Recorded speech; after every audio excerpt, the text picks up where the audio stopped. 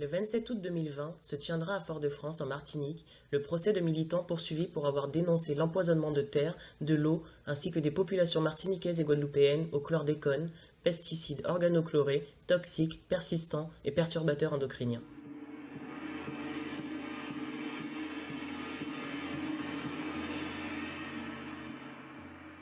Un empoisonnement à l'origine de conséquences gravissimes et irréversibles, tant sur le plan sanitaire, record mondial de cancer de la prostate, prématurité, retard de développement psychomoteur chez les enfants, endométriose sévère, etc.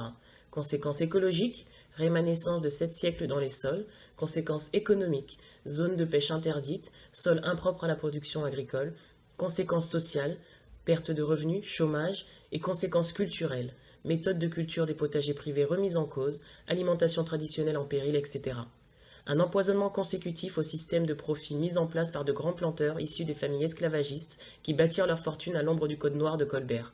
Un empoisonnement criminel qui aura duré des décennies avec la complicité de l'État français, accordant des dérogations pour un pesticide interdit en France.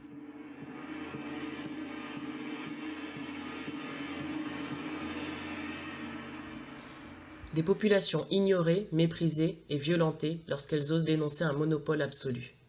Malgré une forte répression policière, souvent mortelle, judiciaire et étatique, dès le XIXe siècle, plusieurs mouvements sociaux et politiques se sont élevés dans tous les drom-coms d'aujourd'hui pour dénoncer ces inégalités sociales et l'application d'un droit dérogatoire, résultat de pratiques coloniales qui influent sur la gouvernance Nous le publique. savons, les sociétés ultramarines ont été fondées dans le contexte de l'idéologie raciste, où notamment les Békés, descendants des premiers colons esclavagistes, une minorité représentant à peine 1% de la population martiniquaise, ont maintenu, avec le concours de l'État, leur position en tant qu'élite économique et sociale, et l'étendent dans quasiment tous les drom-coms.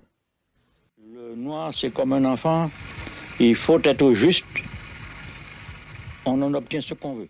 En 2009, en Martinique, les Békés possédaient 52% des terres agricoles, 40% de la grande distribution, 50% du commerce d'importation alimentaire, 90% de l'industrie agroalimentaire.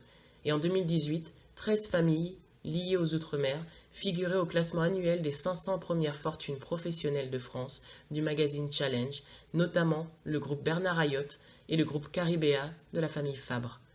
Ceux-ci basés sur un système de surexploitation baptisé Profitation, depuis le mouvement social majeur démarré fin 2008 en Guyane, amplifié en janvier 2009 par la Guadeloupe et qui a essaimé en Martinique et à La Réunion en février et mars 2009.